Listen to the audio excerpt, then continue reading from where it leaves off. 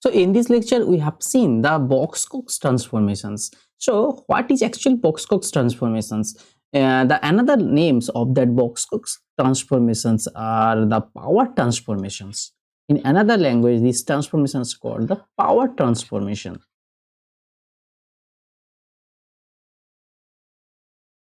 So what is this? Because each one of our previous lectures already we have seen the log normal to convert the log normal distributions to a Gaussian distributions, how these things are doing. We have already seen this job in one of our previous lectures. Suppose let's take x is a random variables and its observations, suppose let's take its observations are like that, x1 x2 up to xn. These are the observations of these random variables.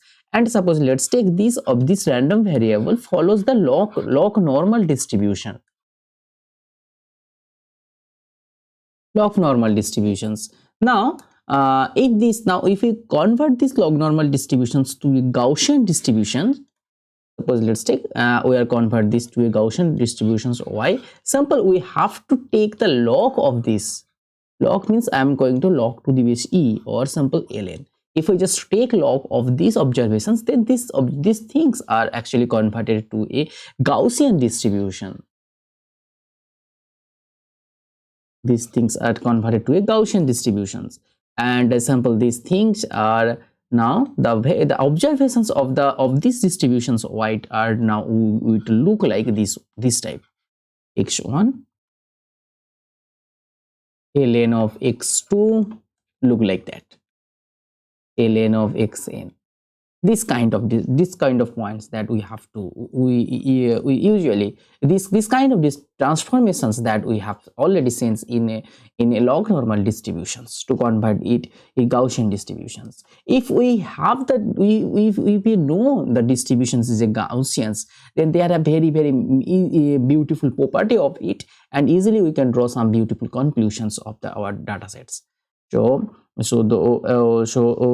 these things I've already seen. Now the question is, if our distributions, if our random variable x, if our experiment if it follows the power law distributions or Pareto distributions, if these things are follows the power law, if these things are follows the power law or Pareto distribution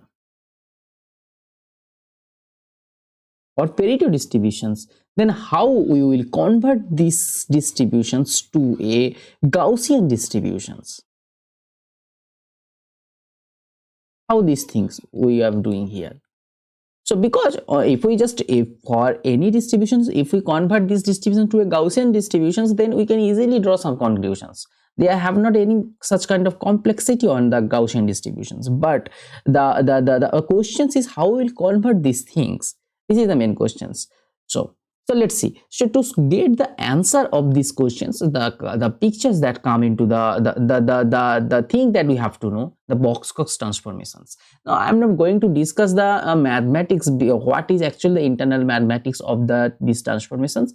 I'm going to the concept in how these things are actually work to convert a power law distributions to be Gaussian distributions. This is the main job. Okay, so first thing, suppose let's take we have a distributions, Pareto distributions. Suppose let's take we have a distribution, Pareto distribution.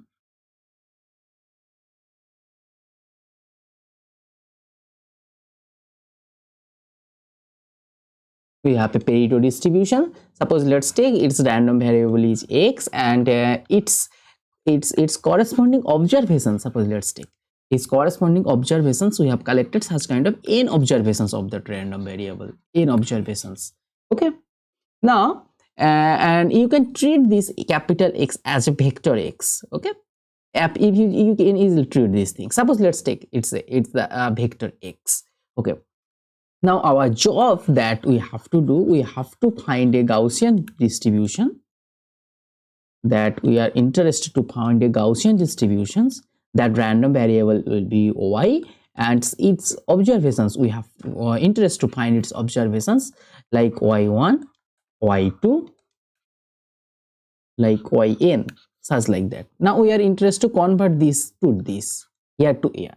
Okay, this is the simple conversations that we have interested to doing here. Conversion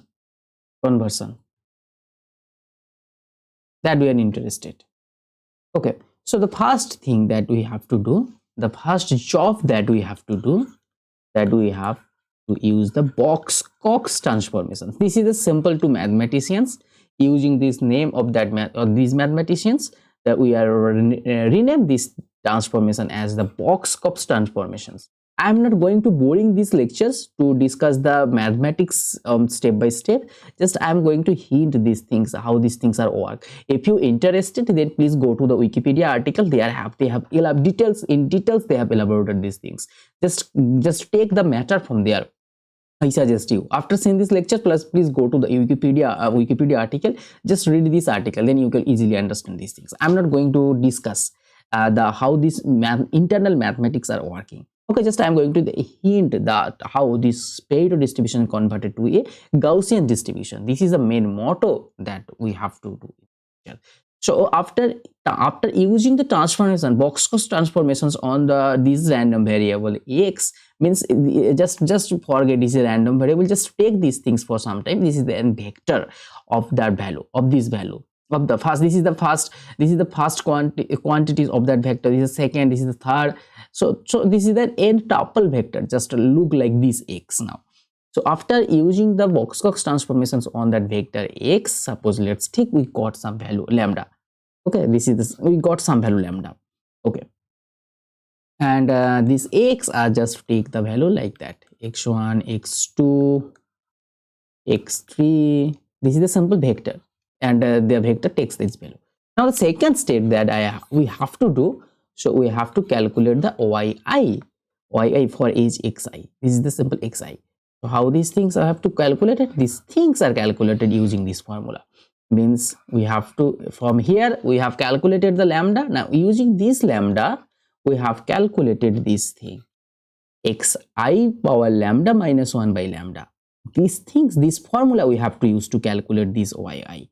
Okay, and if the first question is if lambda is equals to not is equals to 0, and if lambda is equals to 0, then we have simple doing the natural logarithm on this xi.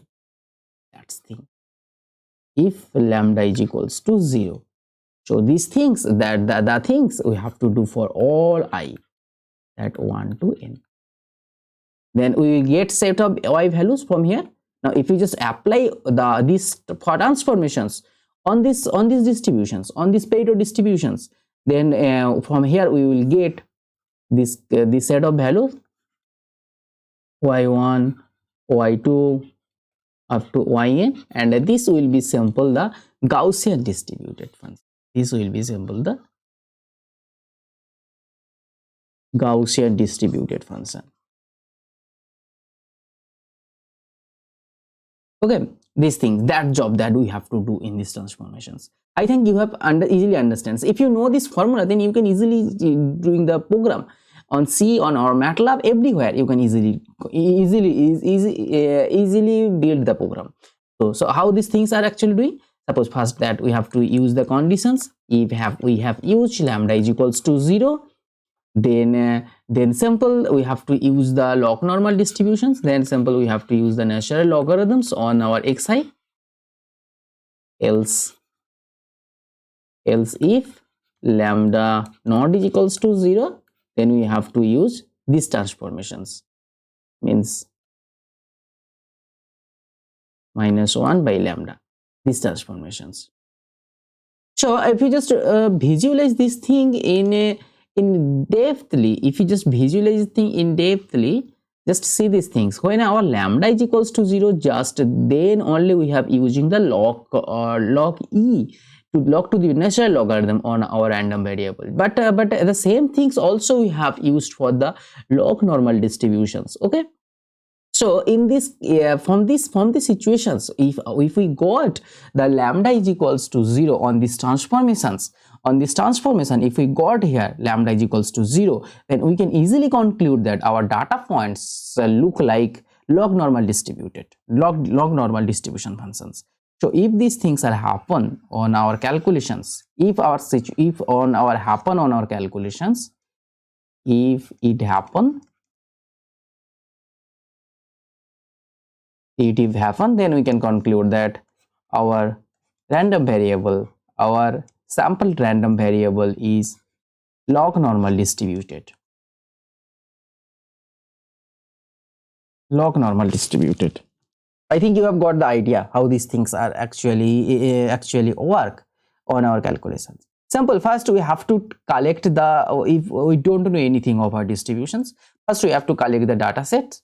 So if these things are workable after using the Box-Cox transformations, then you can easily find the the value of lambda. If we find the value of the lambda, then we can easily conclude that this is a log normal distribution. Then don't worry about it. Just simple the logarithm on it, then you can easily find the Gaussian distributions. But after applying the Box-Cox transformations on the x, if you guys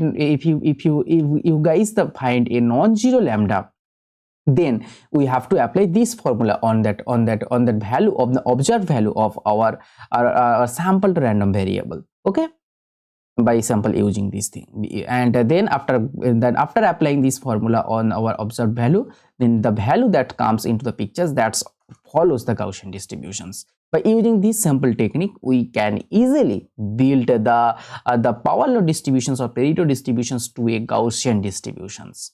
This is the simple thing. And if you just go to the Python, the Python language, then they are easily available in the Box-Cox transformation. Just Google it on Box-Cox transformation, then you can find very package. I am not going to discuss the programmatical point of view and in details point of view. I am going to the hint of the mathematics. They are going to the geometrical point of view, how these things are actually workable on this thing on our calculations, and how if you got a set of data points, then and what kind of transformations we have used to build these data points to a Gaussian data points. Okay, I think you have understand from this lecture.